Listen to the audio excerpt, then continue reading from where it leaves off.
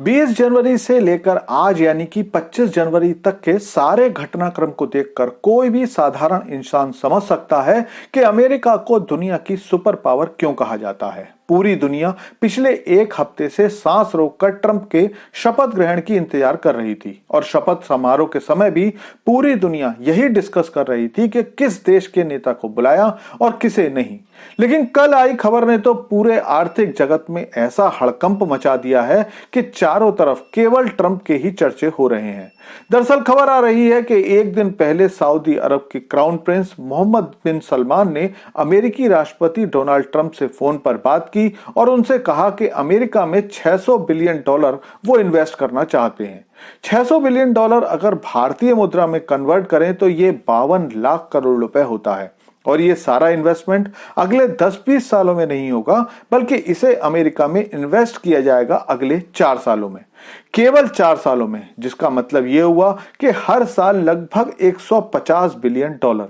यह रकम कितनी बड़ी है तो इसे ऐसे समझ लीजिए कि भारत की तीनों सेनाओं का बजट केवल $75 बिलियन है और सऊदी अरब उसके दोगुने से भी ज्यादा हर साल अमेरिका में निवेश करने की प्लानिंग कर रहा है। तो चलिए सारी खबर जानते हैं, लेकिन आपसे रिक्वेस्ट है कि चैनल को सब्सक्राइब कर लीजिए क्योंकि यहां आपको डिफेंस, फाइनेंस और फॉरेन पॉलिसी पर वीडियोस रोज मिलते हैं। तो दोस्तों, मैं आपको भारत के लिए एक छोटा सा आंकड़ा देता हूं, इससे आप पूरे निवेश की रकम की पूरी अहमियत को खुद ब खुद समझ जाओगे।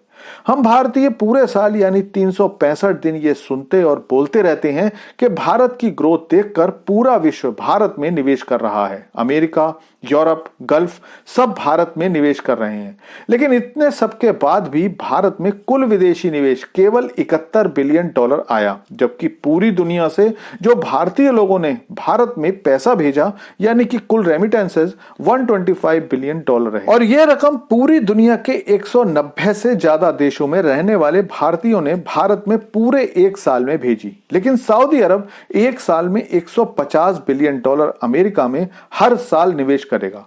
और बात केवल यही नहीं खत्म हुई, प्रिंस सलमान ने ट्रंप से हुई टेलीफोनिक कॉल के दौरान यह भी कहा कि अगर सब कुछ सही रहता है तो वो और भी निवेश करेंगे। लेकिन राष्ट्रपति ट्रंप केवल इतने से खुश नहीं है। ट्रंप ने कल बयान दिया कि वो चाहते हैं कि सऊदी अरब इस रकम को 600 बिलियन से बढ़ाकर $1 ट्रिलियन कर दे, लगभग $1000 बिलियन। लेकिन अब सवाल उठता है कि भला सऊदी अरब इतना बड़ा निवेश अमेरिका में क्यों करने वाला है, जबकि 20 जनवरी से पहले तो ऐसी कोई भी बात नहीं थी। तो दरअसल इसके पीछे है ट्रंप और प्रिंस सलमान के पुराने संबंध। दरअसल 2016 से पहले जितने भी अमेरिकी राष्ट्रपति हुए वो सबसे पहले ब्रिटेन की यात्रा करते थे और सैकड़ों सालों से यही परंपरा चली आ रही थी। लेकिन ट्रंप ने अपने पिछले कार्यकाल में ये ट्रेंड तोड़ दिया और सबसे पहली यात्रा सऊदी अरब की थी और इसकी वजह यह थी कि डोनाल्ड ट्रंप अपने जीवन में एक व्यापारी हैं, शुद्ध व्यापारी। वो जानते थे कि अमेरिका की इकोनॉमी के लिए ब्रिटेन के पास कुछ भी नहीं है, जबकि सऊदी अरब के पास अकूत धन है और इसीलिए अपने संबंधों के दम पर डोनाल्ड ट्रंप ने सऊदी अरब को इस बात के लिए राजी कर लिया कि वो अमेरिका से $450 अरब का सामान खरीदेंगे। और यही बात ट्रंप ने सलमान को फोन पर हुई बात के दौरान याद दिलाई थी। लेकिन इस सारी कवायद के पीछे खाड़ी क्षेत्र में सऊदी अरब का वो डर है जो उसे ईरान से है।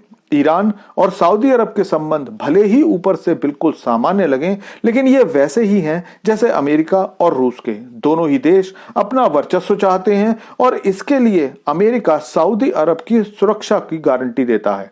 वो ऐसे स्टेट ऑफ द आर्ट हथियार भी सऊदी अरब को देता है जो केवल नाटो देशों को ही मिल सकते हैं। सीधी सीधी बात यह है कि ट्रंप ने सऊदी अरब की सुरक्षा के बदले अमेरिका में $1 ट्रिलियन का निवेश मांगा है और सऊदी अरब के पास हां करने के अलावा कोई भी रास्ता नहीं है।